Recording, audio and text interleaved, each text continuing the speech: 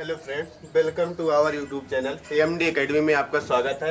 मैं आज आप सभी को पढ़ाऊंगा समिश्र संख्या। समिश्र संख्या क्लास 11th का एक टॉपिक है गणित का, जिसके बारे में पहले आप लोगों ने इंट्रोडक्शन देख चुका है। आज हम समिश्र संख्याओं का योग पढ़ेंगे। मतलब यदि आपके पास कोई भी दो समिश्र संख्या, तीन समिश्र संख्या दी जाए तो उनका हम योग कैसे निकाल सकते हैं, कैसे उन्हें जोड़ सकते हैं। जैसे मान लीजिए आपके पास दो समिश्र संख्या है, z1 बराबर मान लिए x1 प्लस आयोटा y1, और दूसरी समिश्र संख्या है आपके पास z2 बराबर x2 प्लस आयोटा y2। ये दो प्रकार की क्या है, समिश्र संख्याएं हैं। अब इनका योग हम कैसे निकालें, तो योग कैसे कर सकते हैं, अर्थात हमें z1 प्लस z2 को जोड़ना है तो हम क्या लिख सकते हैं, x1 plus iota y1 plus हम लिख सकते हैं अगला x2 प्लस आयोटा y2।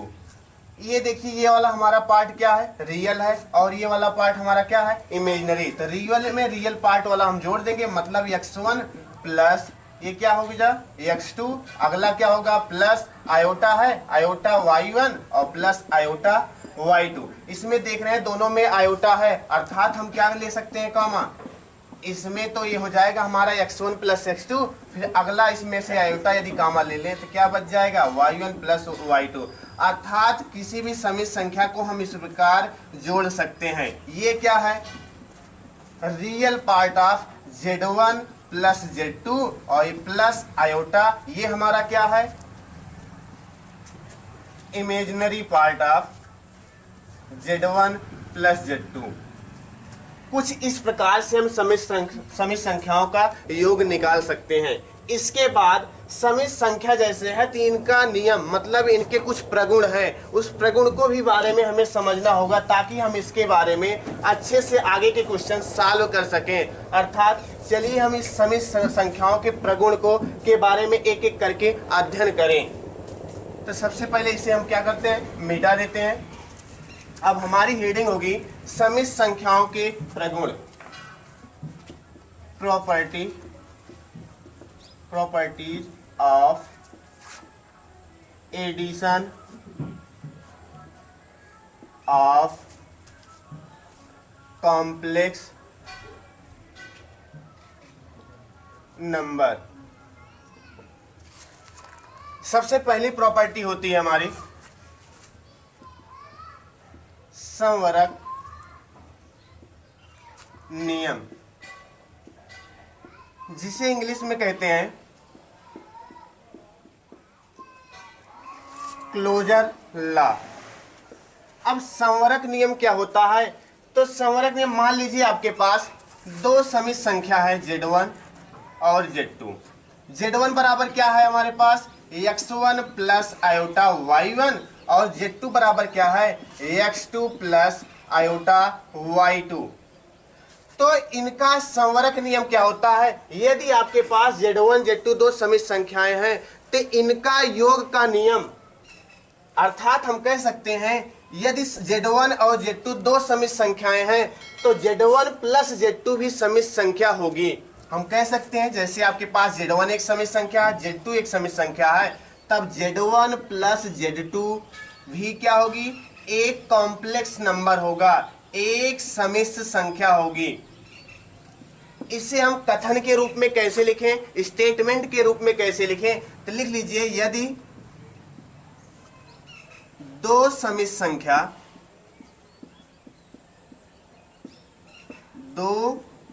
संख्या z1 व z2 है, तब z1 प्लस z2 समिश्र संख्या होगी। समिश्र संख्या होगी। यदि हम इस स्टेटमेंट का हम प्रूफ करें तो कैसे प्रूफ करेंगे, तो आप जानते हैं, प्रूफ लिख लीजिए।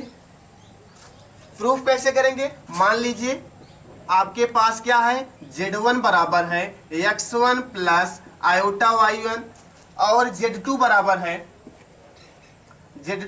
क्या है x2 प्लस आयोटा y2 है। ठीक, तब हमें प्रूफ करना है कि Z1 प्लस Z2 भी क्या होगी, एक समित संख्या होगी।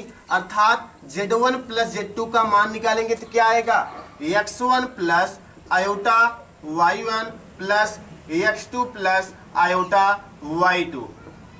देन इम्प्लाइज क्या आ जाएगा, x1 और x2 क्या हो जाएंगे, जुड़ जाएंगे।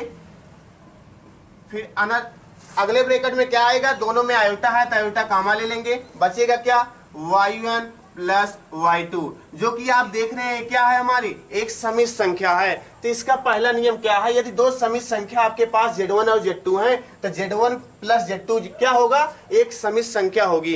ये तो था हमारा पहला नियम, जिसे हम क्या कहते हैं, संवरक नियम या क्लोजर लॉ। दूसरा हमारा नियम है साहचर्य नियम, एसोसिएटिव लॉ। एसोसिएटिव लॉ क्या होता है, इसका कथन क्या होता है, मान लीजिए यदि Z1 equal x1 plus iota y1 कामा Z2 equal x2 plus iota y2 तथा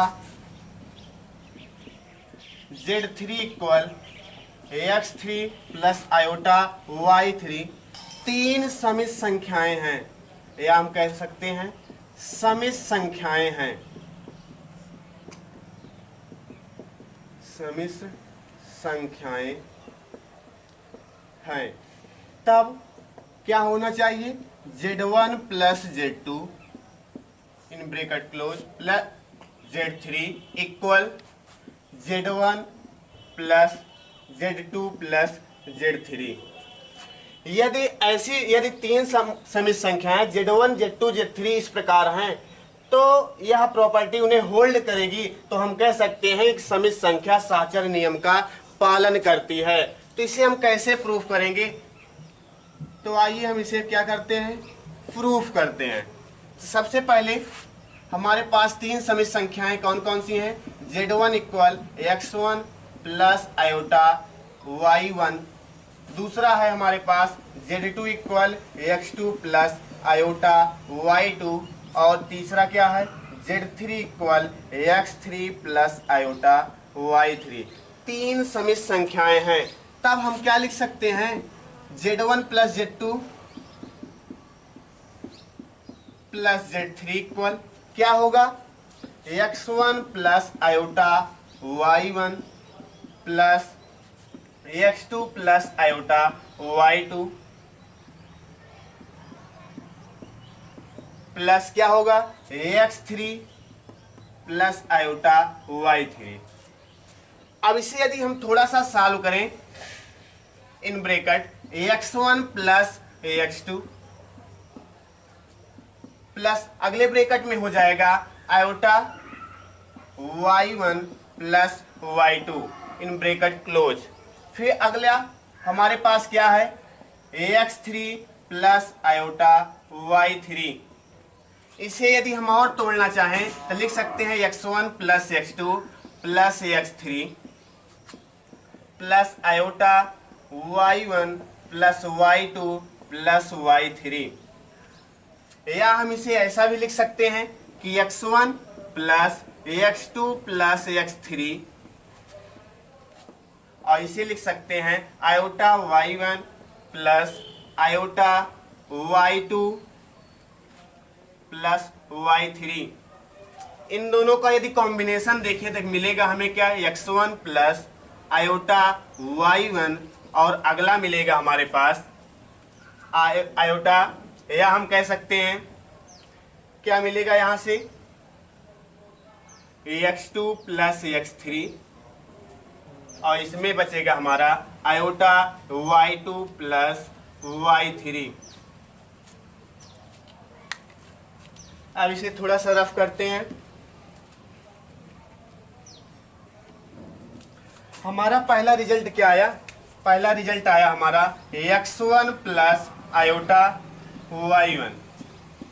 अगला हमारा रिजल्ट क्या होगा, इसे हम लिख सकते हैं क्या, x2 plus iota y2 plus x3 plus iota y3।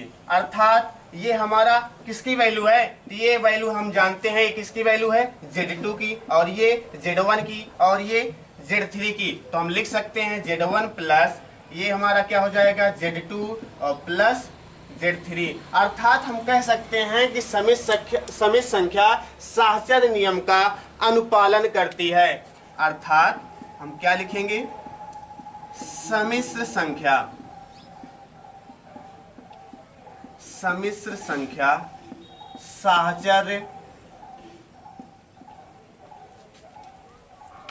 साहचर्य नियम का अनुपालन